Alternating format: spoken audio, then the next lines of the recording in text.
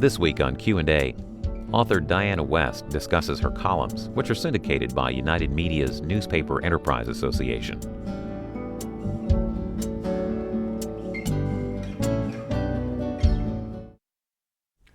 Diana West, what do you try to accomplish with your columns that you write every week? Light and truth.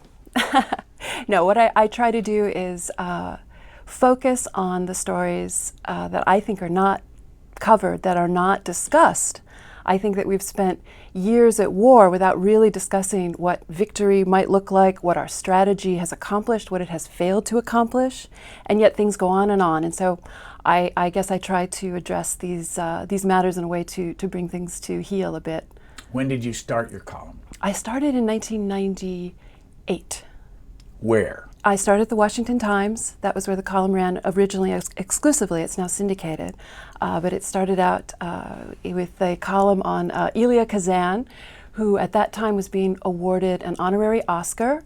And the clamor against him from the left for his having testified in the late 40s before the House Un-American Activities Committee was incredible, and trying to actually take away that Oscar for him, and that began the column. Why do you remember that? I guess it was just a signal moment in terms of Hollywood, the fall of the wall, the continuation of the obsession with communism, in terms of all the revelations that were coming out in the 90s about communist penetration, communist infiltration, and yet the diehards, even after the Gulag, after the 100 million dead as revealed by the Black Book of Communism, were still trying to prevent Elia Kazan for having testified against communism in this country from getting his honorary Oscar at age 86, 88, whatever he was then. So this is just probably the perfect place to run this clip of you in 2007 when you were at the Heritage Foundation talking about your book, and you'll see why. I've been preparing to write this book really since I was born. Just by happenstance of birth, I was brought up in Hollywood in the 1960s. My dad was a Hollywood writer and novelist, and he was a conservative Hollywood writer. And this was, of course, a period, we didn't call them culture wars at the time, but this was a period of intense politicization of Hollywood. We had Vietnam, we had President Nixon, we had the student movements, rock and roll, we had the youth obsession.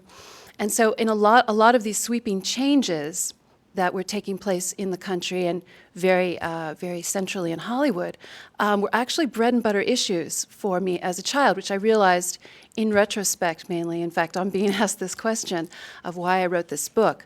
Because a lot of what this book asks the reader to do is to make connections, to take a step back, to have some perspective on what's happened to us over the past 50 years. Make connections. Why do we need to do that? Because we don't understand what's going on. I think people are so content to take the official narrative as it's set in the mainstream media, as it's set by the politicians in the White House, in Hollywood, and not think further about our destiny and our fate. And I think that these sorts of connections that I tried to draw in Death of the Grown-Up had to do with trying to understand where we were at the point at which I wrote that book, which I do feel to this day is in a very disadvantageous position to confront these challenges from Islamization, from infantilization of the culture and the politics. And so I was trying to figure out how it is that we arrive at this position of impotence. Talk about your upbringing in Hollywood. What were the circumstances? What were your father and mother like, and what did they do? Well, just to preface my dad's career, he did begin as a liberal. His first vote was cast as a soldier in France somewhere in 1944 for FDR.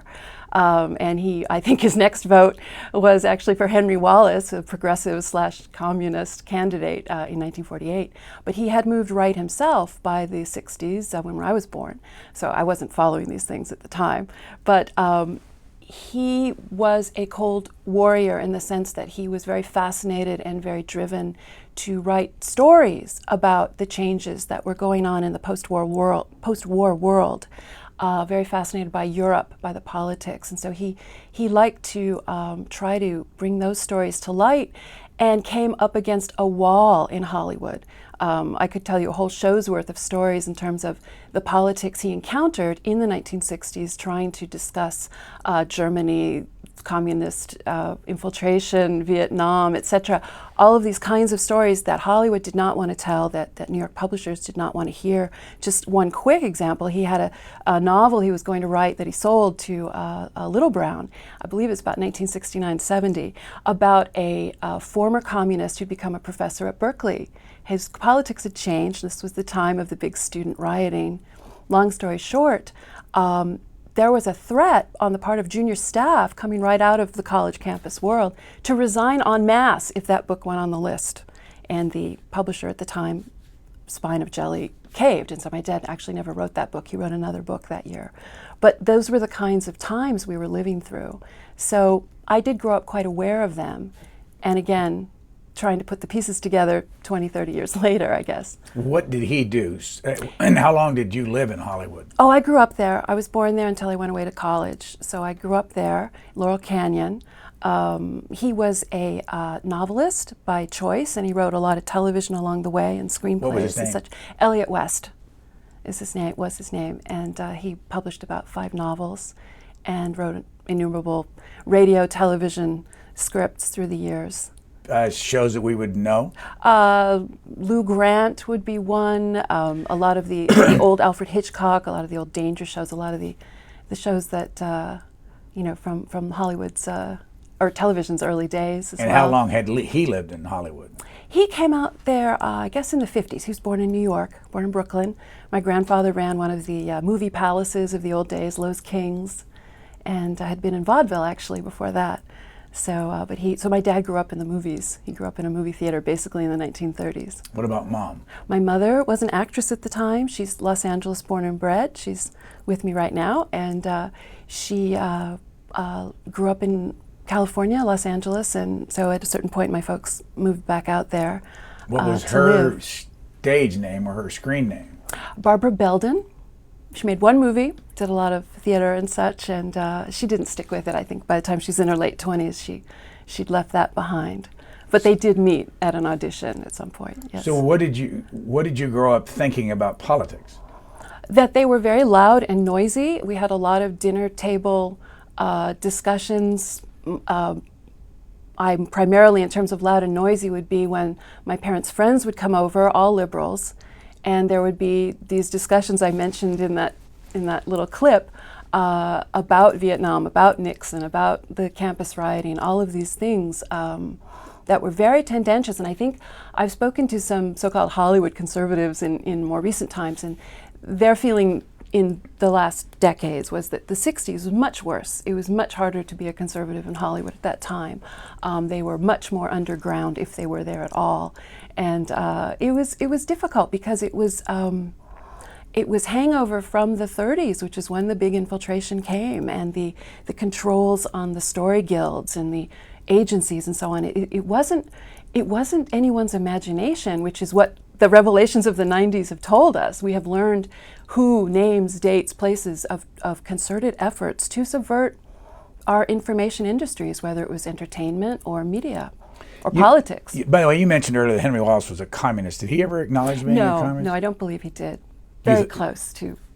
Socialist, very, also, vegetarian, and had all kinds of other interesting. He wasn't a Russia-supporting communist. He was a Russia-supporting Democrat. He was very pro-Russia, a very active apologist.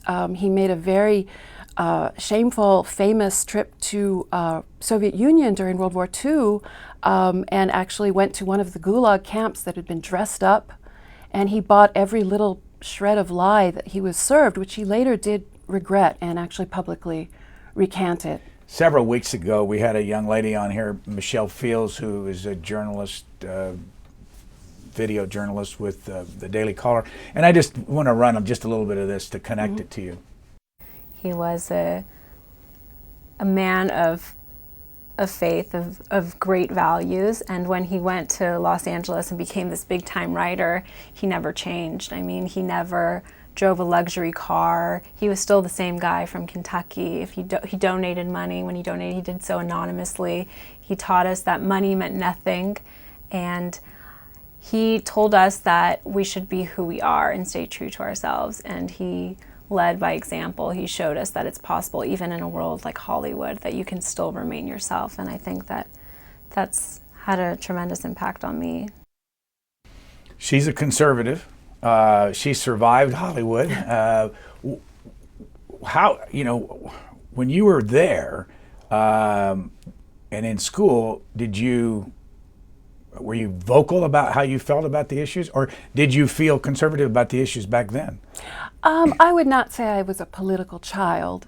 No, I was more just, I was aware of the issues in ways that I think, it was a political household in the sense that my parents were very interested in the issues and were at loggerheads with their friends who were very interested in the issues. But I wouldn't say I had a political childhood so much as an exposure to the issues that became quite fascinating to me as I grew older.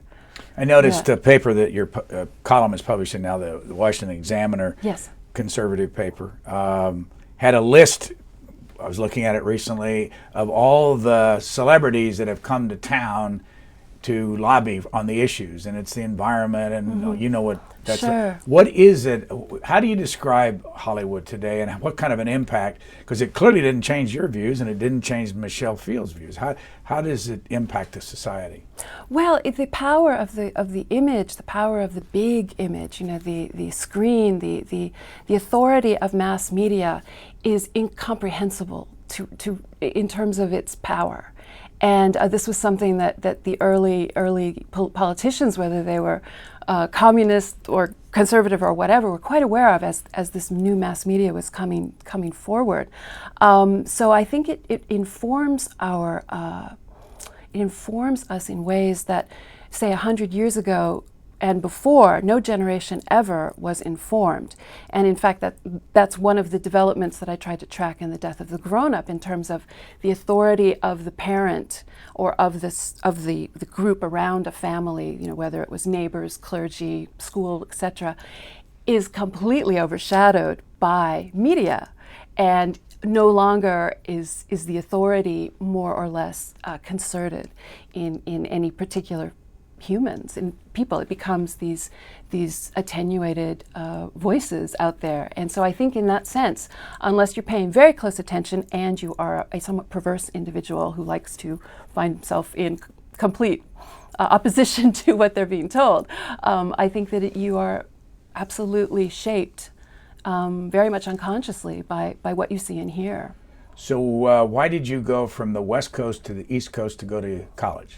Well, my brother had done that. He'd gone away to Bowdoin in Maine and seemed to enjoy the experience. And everyone around me was really staying inside California. And I tried to go somewhere else, and I ended up going to Yale, and it was a tremendous experience, completely different from anything that I could have imagined. And so that was just luck of the draw, really. What did you study? I studied English after a bad experience in the history department, which I felt was very politicized, and I decided what I really wanted to do was read novels. And what was the bad experience? Well, it was a class. It was a class on 20th century foreign policy, and I was interested in media coverage of the Vietnam War. And my professor at the time wanted everyone to submit a bibliography on their papers, and mine was on media coverage. And so, of course, on my bibliography was Peter Braystrup's magisterial coverage of the Tet Offensive, which is one of the great journalism books of all time. And my teacher, who was a liberal, did not want it on my bibliography, even though I also had any number of other books, including David Halberstam or what have you. But I was just appalled by that, and just didn't really want to fight my way through senior year on these kinds of topics. So I decided I'd go back to novels. I got to go back. A professor at Yale wouldn't allow you to put this on your bibliography. Tried to discourage me. I did put it on my bibliography, but he was trying to say you don't need to read Braystrup. Why? I didn't get a big explanation. It was just we were talking. Oh, you know, that's so. I don't know. Just very kind of just trying to push it off the bibliography. So what year did you get out of Yale? 83. And what did you do after that? I had been a student journalist, and I'd run we called it the Yale Political Monthly. It was a quarterly, but we had hopes. And I went to New York, and I worked as a junior editor at the Public Interest, which was edited by McChrystal. And so it was basically an internship. It was a wonderful experience, and got to live in New York and see how things go and how run, and get some experience. And from there you went where? I went to the Washington Times. Came down to DC for a year, I thought, and basically stayed. And what did you do there? I did all manner of repertorial jobs. I did features. I covered a presidential campaign, '88, long time ago. I was a movie critic after I left in about 1990 and went to freelancing. And while you were a freelancer, how many columns did you write? I didn't write columns at that time. I was just doing feature articles, magazine type articles, excuse me.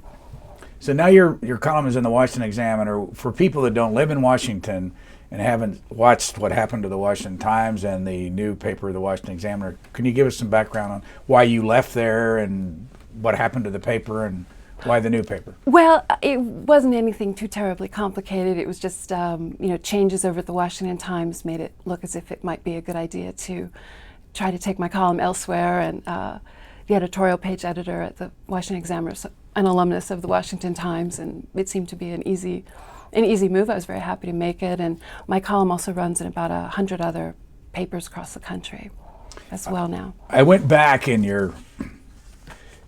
And by the way, you can find your column. I found 3 places that you can, besides getting on your own website, you can go to townhall.com. You can also go to jewishworldreview.com and worldnewsdaily.com. Yes. Those are all, you tell me, are they all conservative places? Yes. When I first came to town, websites, yeah. When I first came to town years ago, it was a long time ago, there was no Heritage Foundation where you stood up and gave that speech in 2007, and there was no internet, and there were none of these sites there. Yeah. But I could go back and read every single one of the columns you've written since back in the late 90s. What impact does that have on your job? Because how important are those websites huge. for people finding what you Sure, huge. Well, it is a wonderful development, the internet as well.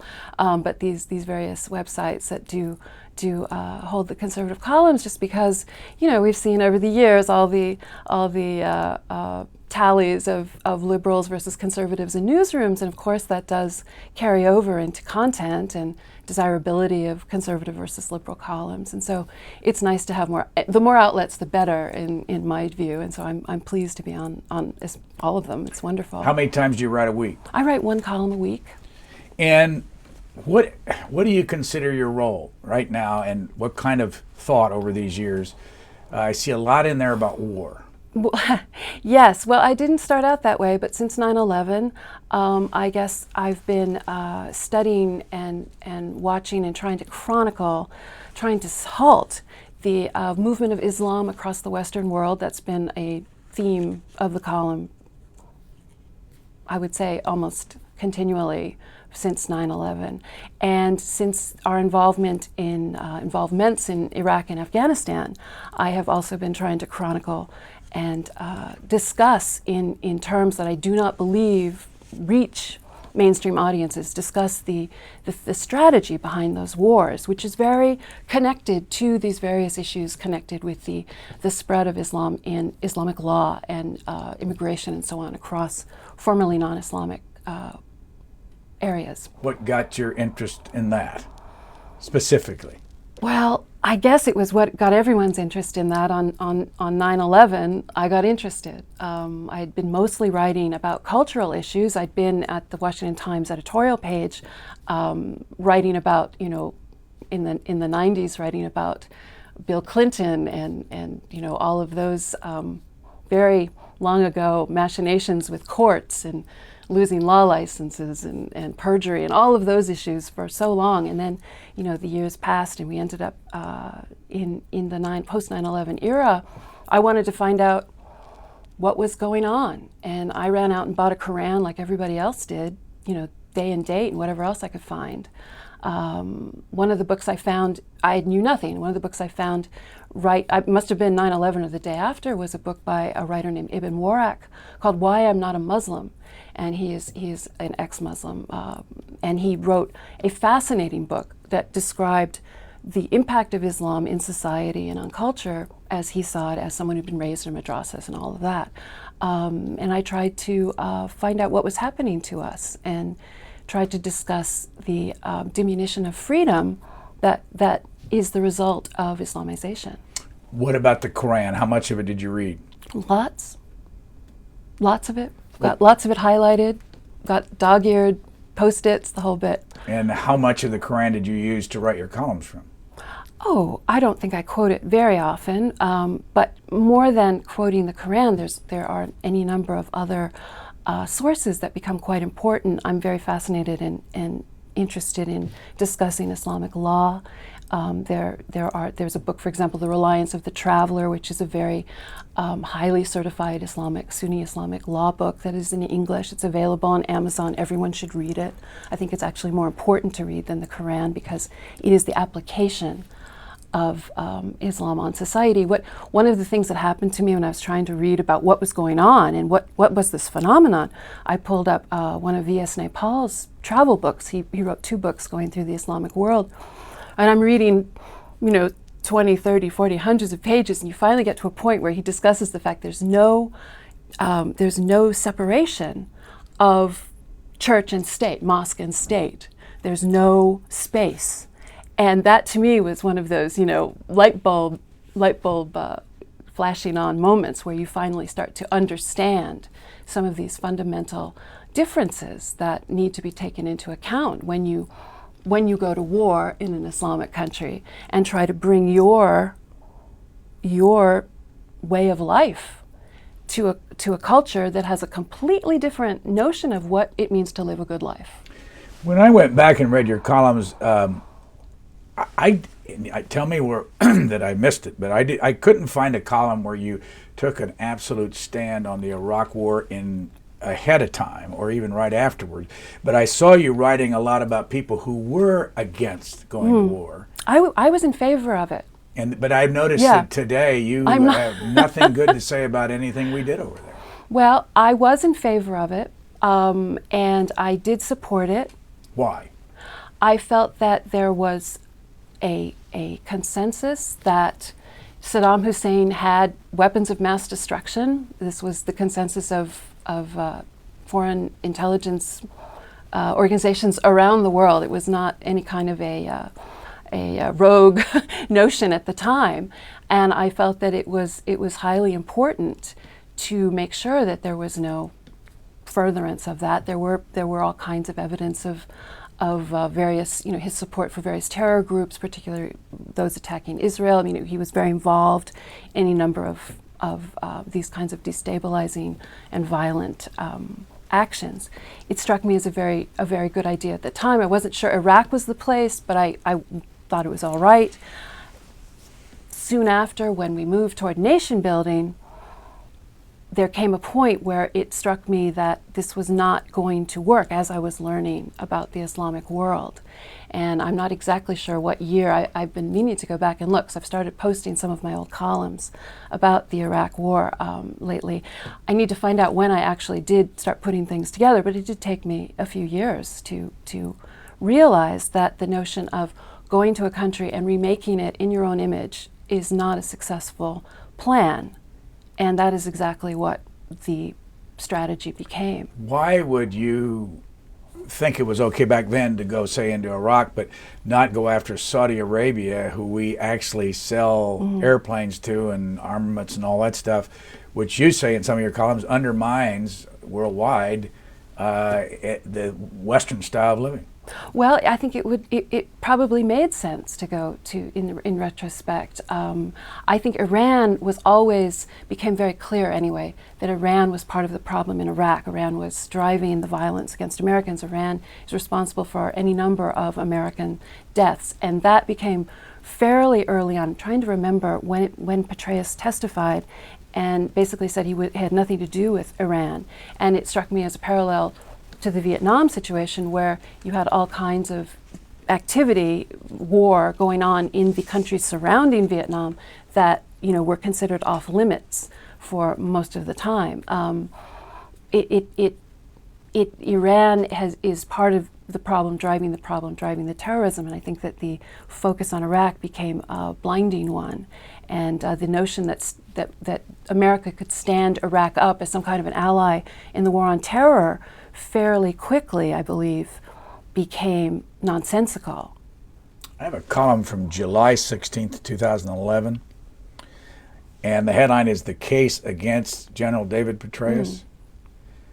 Catastrophic terror attacks of 9/11 caused and still cause some extremely deep and aching degree of suffering. It seems odd to have to say. They also marked the beginning of a decade-long American crack-up, a self-ignited meltdown of reason and judgment that has blinded us to the markers of global jihad across the Western world. When did you start feeling that strongly about General Petraeus? I mean, it goes on to talk more about him. Yes. I think I wish I could remember the exact year.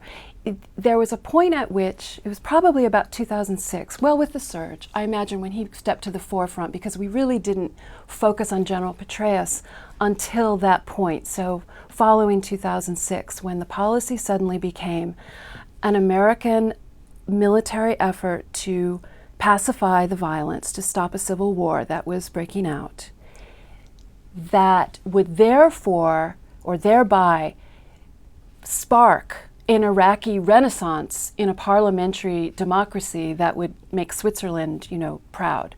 I mean, this was a situation where we had a strategy that did not depend on what we could accomplish. It depended on what we could accomplish that would thereby prompt the Iraqis to accomplish. And that struck me as a strange notion. Plus, it was to be accomplished by appealing to the Iraqi people in terms that I found to be quite appeasing, to make them like us, to make them want to please us, to make them to buy their loyalty, which is, of course, basically what the so-called Sunni awakening was. It was a bribery on a very large scale.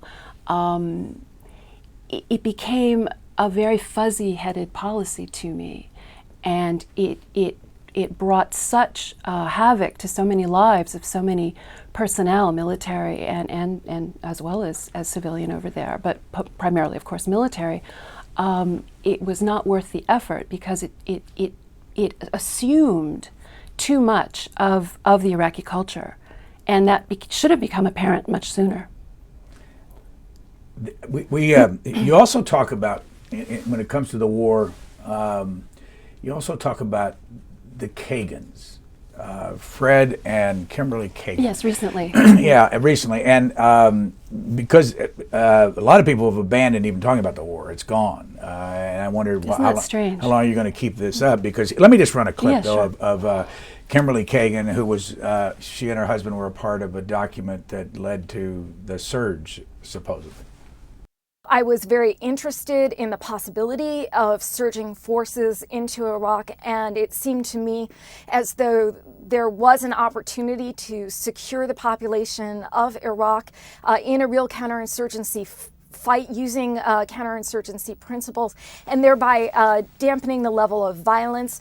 And I did, in November and December 2006, participate in a study at the American Enterprise Institute, known as the Iraq Planning Group, which did recommend a surge of 5 brigades into Iraq in order to improve the security situation. Help those us who don't understand how this works. I mean, she mentioned the American Enterprise Institute and the people that fund that, and how this all works, and why would we go in there on this surge, and why are the Kagans given credit for it, and why don't you like what they suggested? Well, to begin with, I'm not exactly sure how it works in terms of how you get from a study at American Enterprise Institute to battleground, really. But in terms of the surge, it was clearly, and I actually did find out, I did think this, at least I believe it was 2006, that the notion of it It always looked like a Band-Aid. It always looked like the same principle of tamping down a red light district in any city by putting more cops on the street. You are going to get those kinds of security results. And that is pretty much what I think the basic principle of the so-called surge was.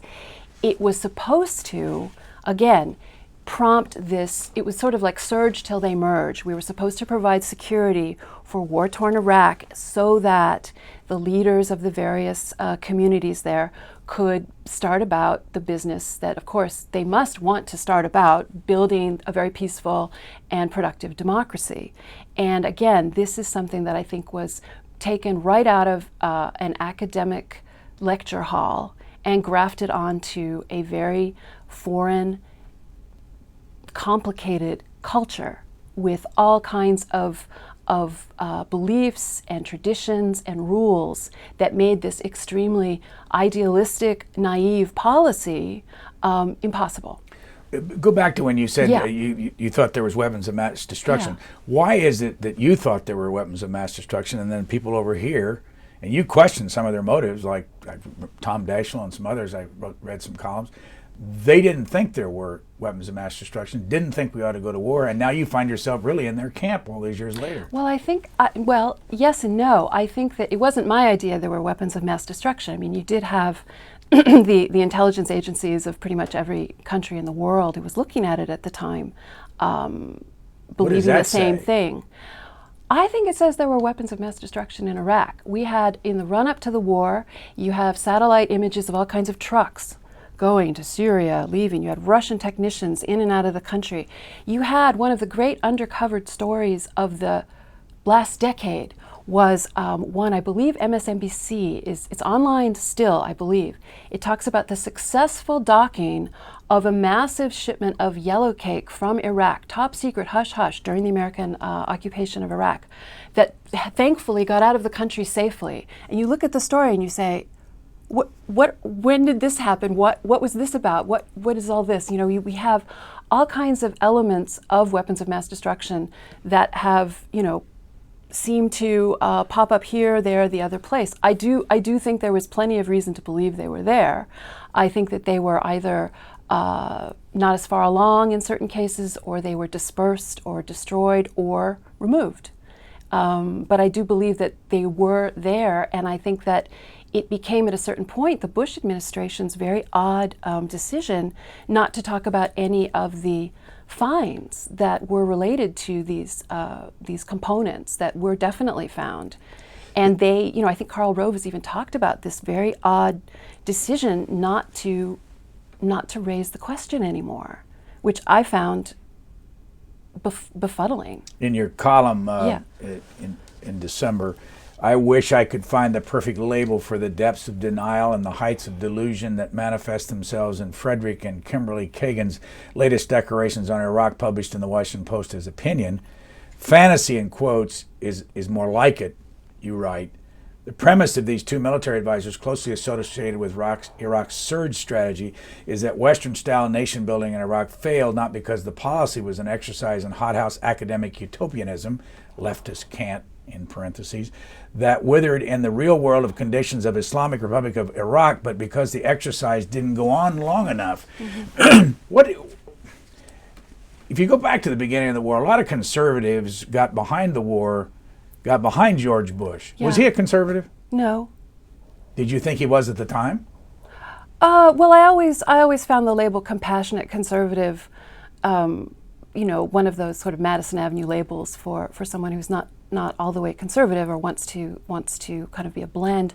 I would say that his policies on immigration were probably, you know, indicative of not being a conservative. What about Dick Cheney? Yes, I think he is a conservative. I don't agree with his policies on the war. He's very much part and parcel in favor of counterinsurgency, which I think is historically, we do not have a successful counterinsurgency to point to. I mean, it really is all theory, and in terms of talking about delusion and fantasy, what I'm trying to address is this notion that there is no point of judgment. There is no time where you look back on years of an experiment and say, it's not working. You just say, we need to continue attempting to make it work. And the parallel to this, I really find, is in the old days of the Soviet Union, when we had liberals and leftists never satisfied with communism as it existed. It was always, no, that wasn't good enough. It was always going to be perfected in another place, in another time. So they would never actually reject the theory. They just thought it had not played out properly, or had not, the jury was still out. And I think that the attachment to counterinsurgency is quite similar. It has not been gone on long enough. The jury is still out. And I think at a certain point, no, the jury has to come in and make a judgment. How would you do that? And are you going to keep writing about it?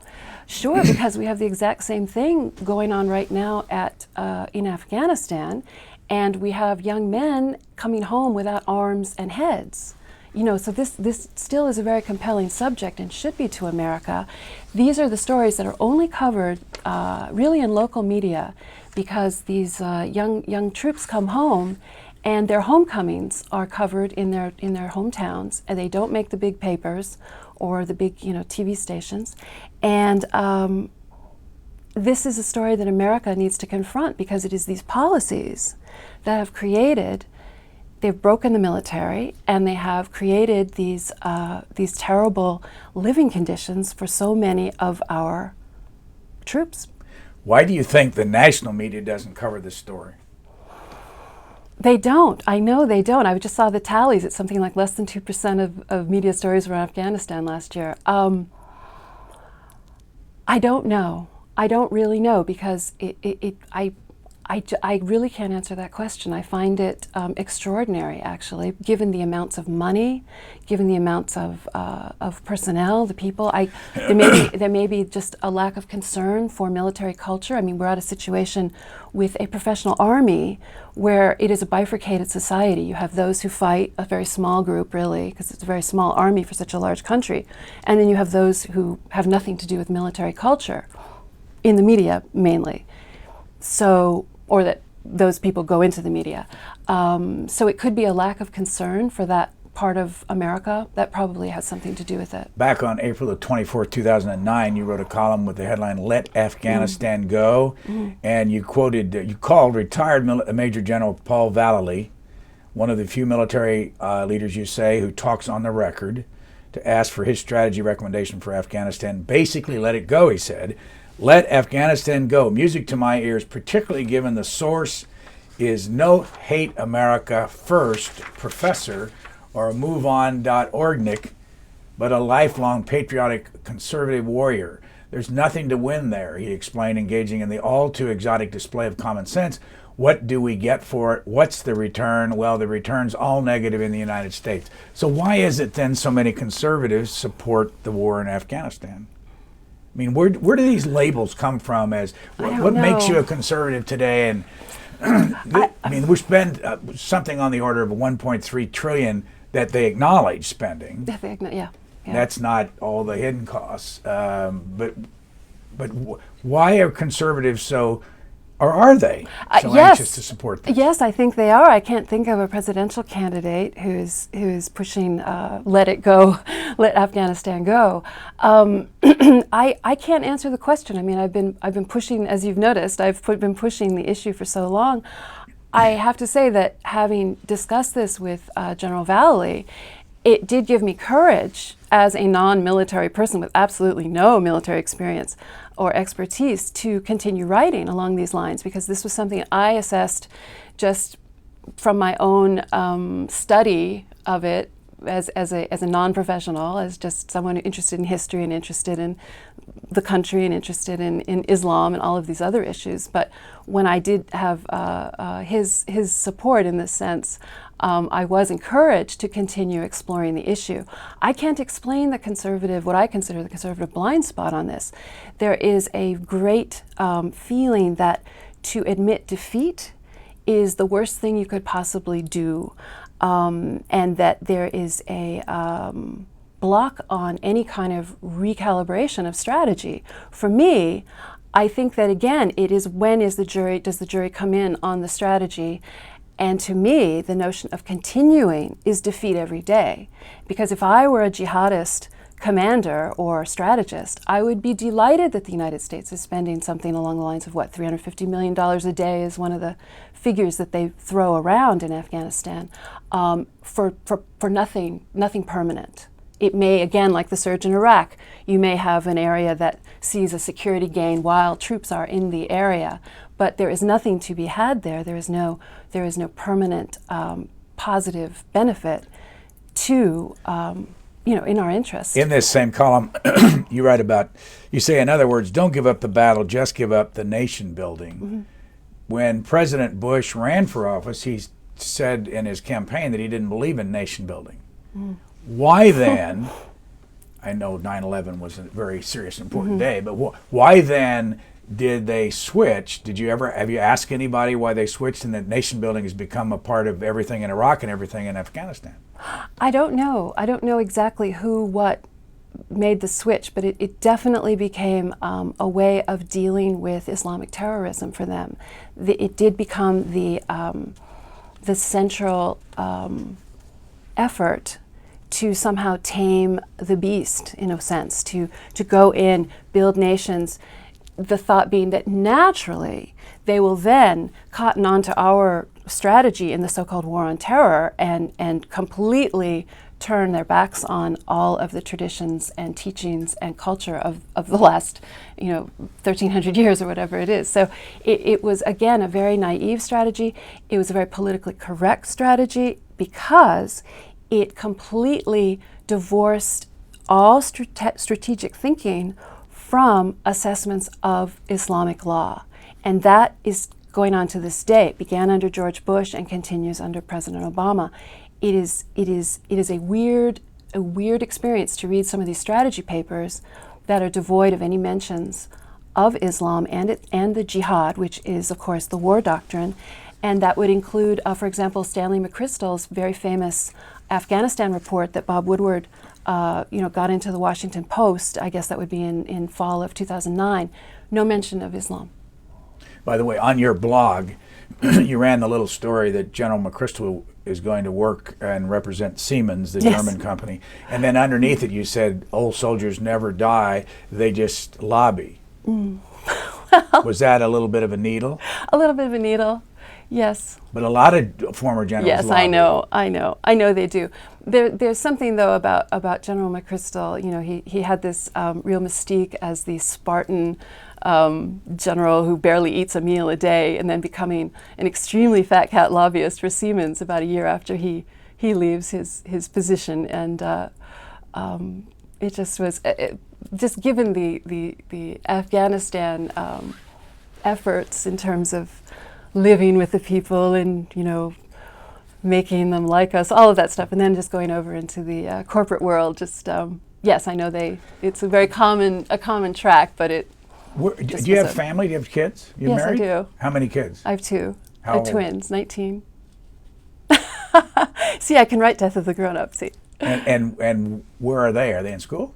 I've got one in school and one is taking some time off. What was raising twins like? Fascinating, indescribable, but kind of one of those things where you are fascinated even as you are frustrated, but when you can step back, it's quite an experience. And either one of them, are they boys or girls? And are they interested at all in the kind of thing that you do? No, they're really not. What about politics? No, not so much. Not so much. They're conversant, but they're not too interested. And you met your husband where? Washington Times, actually. He was a reporter as well. So here, you had a column in November, and the headline on it is Marines warned, don't spit toward Mecca. Mm-hmm. But I'm going to read the paragraph in which you get down to the nitty-gritty on what this is all about. Uncle Sam has decided that the answer lies in the latrine with the U.S. Marine Corps. No kidding. When nature calls, Uncle Sam has decided he wants every U.S. Marine equipped with a map and a compass or some other way of knowing direction. This is to ensure that no U.S. Marine in Afghanistan urinates in the direction of Mecca ever again. What brought this on? Well, it was a news report about a cultural school for Marines about to deploy to Afghanistan this year. This is current. and they had a teacher, a contracted teacher, who's actually an Afghan Muslim, who was instructing them on etiquette. And this happens to reflect a canonical hadith, one of the very sacred writings of Islam, that instructs Muslims not to urinate, etc., in the direction of Mecca. And the notion to me that this was being instructed to Marines seemed to me like a tremendous, first of all, invasion of privacy, and probably infringement of religious freedom in a sense. I mean, this was the direct implementation of Islamic religious law on our armed forces. And I got a lot of mail on that, and I think the Marines did too, because Marine Corps Times actually ran an editorial and a story discussing it, and tried to make the distinction based on the fact that Marine Corps official doctrine does not teach this, so therefore they really have nothing to do with it. They just happen to have a instructor briefing Marines about to deploy on do's and don'ts. And one of the amazingly, I thought, outrageous points that the editorial made was that this was actually a good thing given the tensions in Afghanistan. And what he was referring to was not the tensions of the war, or roadside bombs, etc. He was talking about tensions inside the wire, because this is another great uncovered story, really, because due to the number of Afghan army and security personnel who have murdered mostly American but other allied troops inside the wire. And so this to me was tremendous appeasement of Islamic sensibilities by adopting Islamic sensibilities as a way to stay alive. Let's tie this in with the death of the grown-up, how America's arrested development is bringing down Western civilization. That's the book you published back in, what, 2007? Yes. What were you getting at in the book, and how does this fit in with the image you have in the United States today, the death of the grown-up? Well, this was my metaphor for the infantilization of society, which is pretty, pretty easily tracked in terms of watching the emphasis on youth and the kind of cultural decline to about the level of a 14-year-old boy, which is something that is fairly easy to document. But after 9/11, as I came to learn more about Islam, I learned about an institution of the non-Muslim living under Islamic law, which is known as the law of the dhimmi being the non-Muslims. And it is a very diminished existence. There are no full rights. There is not, you're not allowed to criticize Islam. Your testimony is worth less than that of a Muslim in a jury, etc. There are a number of these sorts of laws. There's great fear involved with crossing the Islamic law. And in a sense, it becomes a very infantilized existence. You are not able to assume your full potential and your full rights as a human being. And darned if it suddenly seemed like to me that there was a tremendous overlap between this Islamic institution and this American cultural creation. And I see great proof of this, for example, in speech codes, which we're quite fearful of what we say and what we write, fear of giving offense. This is something that dovetails with the existence of the non-Muslim in an Islamic society. Fear of giving offense is essentially the basis of the non-Muslims' daily existence, public existence, to be sure. Then you see this now translating, for example, with that Mecca story, translating into the very teachings of the American military. So all of these strands seem to weave together for me. And that is part of the reason I think that we have been very ineffective in dealing with this onslaught coming at us. And I actually think that the AP picked Osama bin Laden's killing as the story of the year. And what I realized, coming on the 10-year mark with 9/11, for me, it's not Osama bin Laden. It's actually the Danish Muhammad cartoon, for me, is the image of the year, if not the decade, because that image has become verboten. You can't find it in American media, papers, magazines. It is a great symbol to me of our great rush to censor ourselves. What do you think of Islam? What do I think of it? I think, as Winston Churchill did, it's a retrograde force in the world that is all about exerting its power. It's a supremacist creed, and under it, difference is not allowed. Freedom of conscience is not allowed.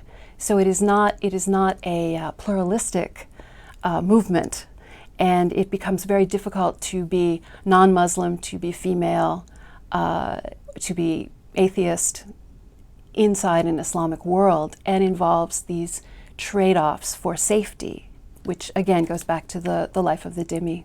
You've been critical of Islam in your columns. Do you fear at all that that you could be a target? By whom? By the Islamists, the jihadists, Sure, yes, of course. I mean, certainly. Do you go out of your way not to be as public because of that? It hasn't really been a terrific issue for me, but I feel that it's very important to keep the sea lanes free, if you will, in terms of what is spoken and written, and I feel quite compelled by it. One small thing, I just noticed Yeah. that your Wikipedia site on your name, Yeah. it doesn't have much information in it.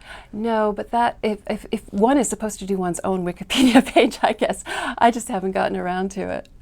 So there's no particular reason that they The Wikipedia page, no, no. They show that you were the No, year I'd that love you to were write born. about it.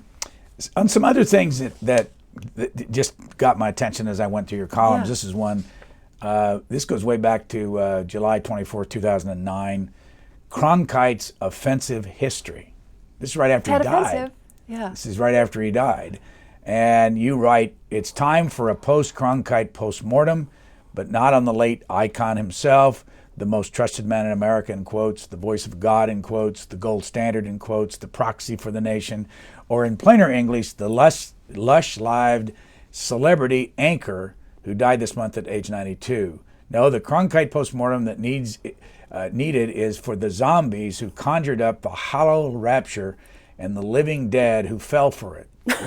Talk more about that. What were you trying? What bothered you about the image of Walter Cronkite? Well, if you remember, we started our conversation today invoking Peter Braestrup and the Tet Offensive, and of course Walter Cronkite was very famously kind of at the forefront of calling the Tet Offensive a major victory for the North Vietnamese and the Viet Cong, and calling it quits on the war effort, and that had never really ever been established as part of his legacy. It's one of these things off to the fringes, and you have Yale professors telling you not to read about it, in a sense. And so I think that if you go on in the column, I think that is probably where it goes. And you had great journalists like a Peter Braestrup, dies unsung. And Did you Walter ever meet Cronkite. Peter Braestrup? Yes, I did. Did you talk to him much about what his book was all about? Yes, I did. And I told him that story, and he is a former Yaley, and indeed he knew the professor was quite amused in a way. Well, he's a former Washington Post reporter. Yes. And did you ever, did you talk to him you just happened to meet him, or were you after the information? I set the out. background? Yes, I did. I did want to meet him. I can't remember what year he passed away, but yeah, I did get a chance to meet him. I went to Full Metal Jacket, one of the Vietnam movies, with him to see if there was anything interesting to write about. And his reaction, it wasn't that interesting a movie though. But And how did you know that book even existed, the Braestrup book? I think I came across it in the library. Yeah, just innocently. Yeah. You say, you mentioned him in this column, but you say at the end of this column, and so be it, the president lost Cronkite, the United States lost Vietnam, but why are the rest of us still stuck with Cronkite's Orwellian packaging as, quote, America's most trusted newsman, unquote, 41 years after he totally and calamitously and obstinately blew Tet, the ongoing genuflection before Uncle Walter reveals something mighty weird about his body politic, something beyond the ken of a mere journalist, something more in the line of work of a really good shrink. Really? Yes. Do you remember writing all that? Sometimes you forget exactly. No, I'm glad I did, but no, it seems fresh to me. But no, I absolutely feel that way in terms of these reputations that just only build like a snowball going down a mountain or something. It becomes. Why do we do it? Why do we do it if we do it? Well, I think we do it, and I think some people become media darlings, and that becomes their career more than anything else, and they settle into it, and they ripen with it, and they become that very thing, and I don't think people really know why.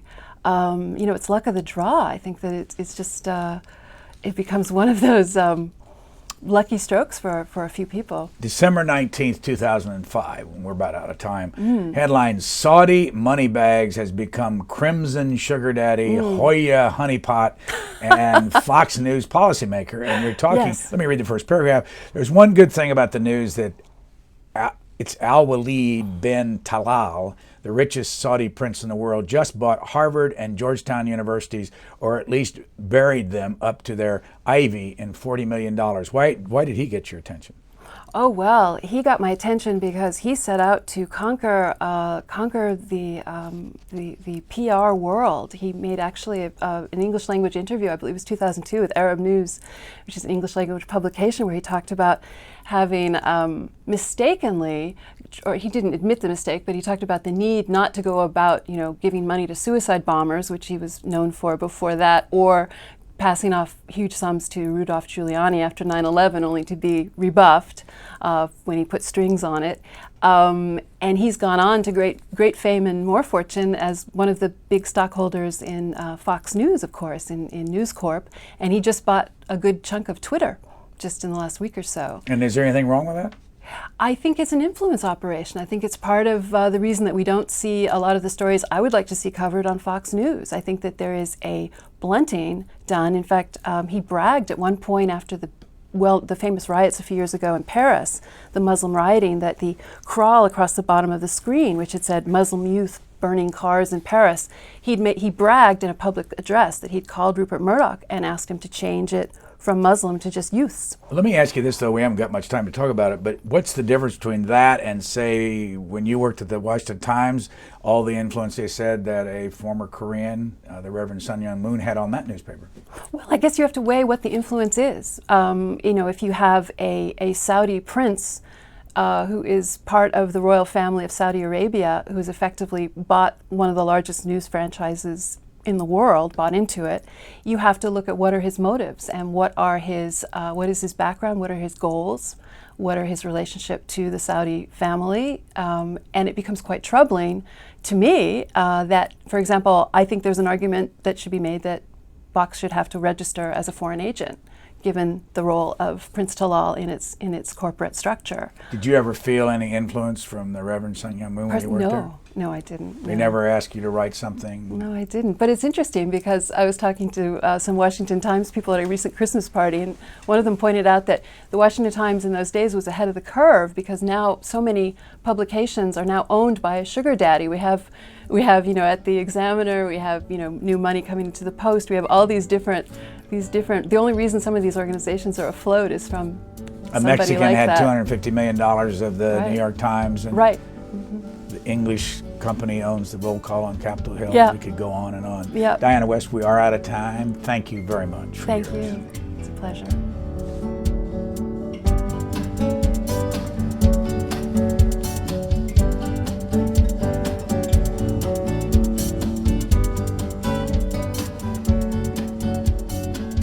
For a DVD copy of this program, call 1-877-662-7726. For free transcripts or to give us your comments about this program, visit us at qna.org.